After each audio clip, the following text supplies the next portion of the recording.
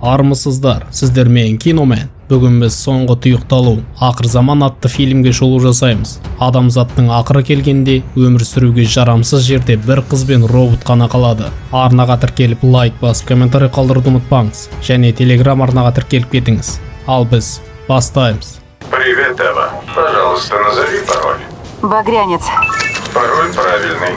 Фильмнің басында Ева есімді бас кейіпкер жер шарында не болғанын баяндауда. Жер шары адамзаттың кесірінен өмір сүруге жарамсыз болып қалған. Жер қыртысының температурасы көтерілгеніне байланысты мәңгілік мұзды алқа беріп, құрлықты су басқан. Мұздың ерігені тек су деңгейін көтеріп қана қоймай, метан мен белгісіз бактериялардың тарауына алып келген. Жерді құтқару мүмкін емес болғандықтан, бай қуатты адамдар өмірлерін құтқару үшін ғарышқа ұшып кеткен. Бірақ олардың нақты мақсаттары болмады. Өйткені екінші жер жоқ еді. Олардың әрі қарайғы тағдыры беймәлім. Ал жерде тірі қалғандар улы жерден биікте орналасқан тау шыңынан пана тапқан. Сондай адамдардың бірі Ева. Ол жалғыз, бірақ жанында сөйлесетін ескі әскери робот бар. Оның есімі Артур, және ол Еваны қорғауға арналған. Келесіде жауын басылғаннан кейін Ева жолға қамданып Артурға қалаға түсетінін айтады. Шиқылдап әрең жүрген робот одан абай болуын, төменнен суды аузына да алмауын сұрайды. Артур Ева жоқ кезде оның үйін қорғау керек. Ева жалғыз сөйлесетін досына қалжыңдап кислород маскасын киіп жолға шығады. Бас кейіпкер қала ішіне кіргенде тіршіліктің тоқтап қалғанын байқауға болады. Төменде жер радиацияға толы. Ол керек жарағын жергілікті дүкеннен алып көлігіне тиейді. Артынша қабырғаға өзінің орналасқан жерінің координатын жазады. Қауіпсіз үйіне жеткенде Артур Еваның келгенін біле тұра құпия сөзді сұрайды. Себебі тәртіп солай. Құпия сөз қою қызыл. Ева заттарын түсіру үшін көлікке қайтып барып кері қайтқанда робот тағы құпия сөзді сұрайды. Ева жалғыздықтан шаршағаннан ба, әлде қалжыңдағысы келгеннен бе басқа құпия сөзді айтады. Артур осы сәтте одан жоламауын сұрайды, болмаса қару қолданатын жеткізеді. Багрянец. Вот глупый робот. Пароль правильный.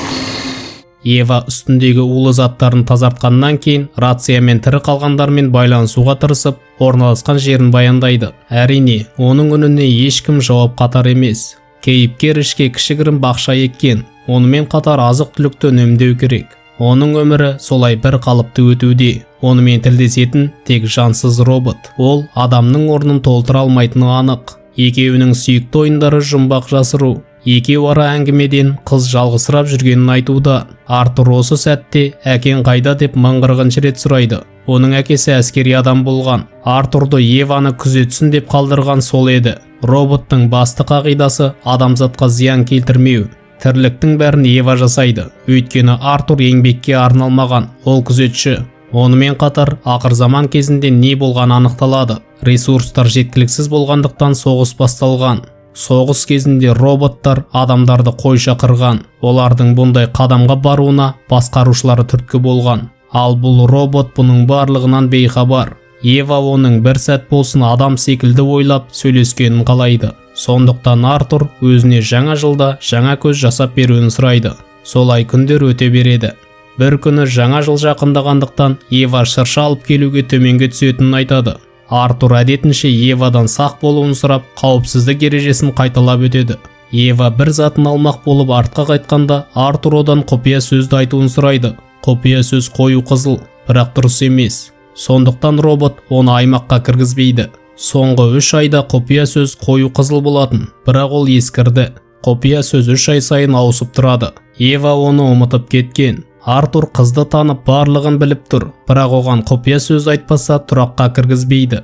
Ева есінде қалған барлық құпия сөзді тізіп шығады, бірақ барлығы дұрыс емес. Артур робот, сондықтан қыздың эмоционалды сөздері оған әсер етпейді. Ал құпия сөз жиынтығы іште тоңазытқыштың есігінде ілініп тұр. Артур өзіне берілген аймақтан ары қарай бара алмайды. Ева одан жасырынып тұрып шығар жолды ойластырады. Қыз оны алдап ішке кіру үшін шыршаны шабуға балта керек. Балта іште, оны алып шығайын дейді. Бірақ роботқа құпия сөз керек. Оған қоса бұл маңда тірі шырша жоқ. Артур иесін танып тұрса да құпия сөзсіз ішке кіргізе алмайды. Оған қоса робот Еваны өлтіре алмайды, тек заң бұзушыларды ғана. Артур үшін заң бұзушы құпия сөзді білмейтін адам. Солай Ева ішке кіре алмай далада түнді өткізеді. Азанда қыз бетін жауып, өзін босқын екенін айтып, қауіпсіз жерге кіргізуін сұрайды.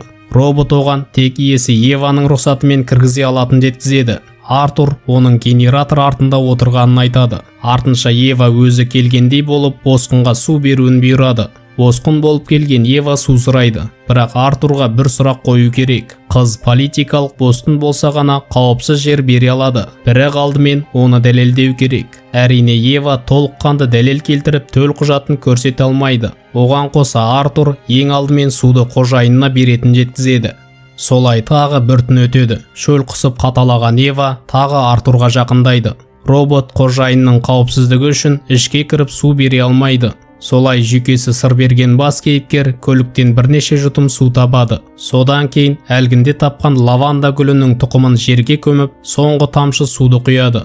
Азанда Ева тағы Артурға жақындап, кезінде таппаған жұмбағының жауабын айтып беретінін жеткізеді.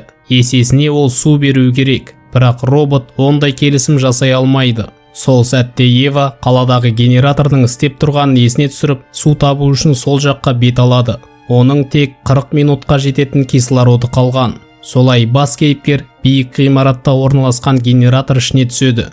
Ол ғимарат картасының көмегімен су сақталатын жерді табады. Осы сәтте кислород таусылады. Кейіпкер тәуекелге барып, құрылғысын шешіп, есікті балтамен бұзып ішіне енеді. Бірақ ыдыстар бос. Ол радиацияға толы ғимаратта ешқандай құрылғысыз жүр. Тұраққа ол қараңғы бата келеді. Амалы таусылған қыз бір сәт көлікпен Артурды қағуды ойлайды. Көлікті жүргізгеннен кейін оқтан жасырынып секіріп түседі, ал робот оны жарып тастайды. Жараланған Ева азанда есін жиғанымен орнынан көтеріле алатын емес. Артур оған түнде бүлікші көлікпен шабуылдағанын, оның босқын қызбен генератордың артында тығылып отыру мүмкін екенін айтады. Артур иесінің қаталағанын көріп, құпия сөзді айтып су ішуін сұрайды. Ал жансыз робот су бере алмайды. Солай тағы бір күн өтеді. Артур өзіне белгіленген аймақтан шықпаса да Еваның маңында жүреді. Кейіпкер күн тақтасына жиналған ықтың суын қорек етуде. Әрине ол тамшы су қорекке жарамсыз. Артур Еваның жарақатымен сусыз қатылағанына қарап, бүгін кешке немесе ертең өлетінін жеткізеді.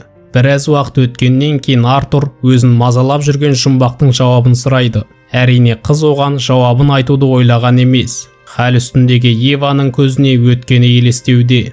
Ева өлгеннен кейін құпия сөздің керегі болмайды. Және әлемді құтқаратын тағы да адамдар бар. Олар генератор артына жасырынған босқын қыз бен бүлікші.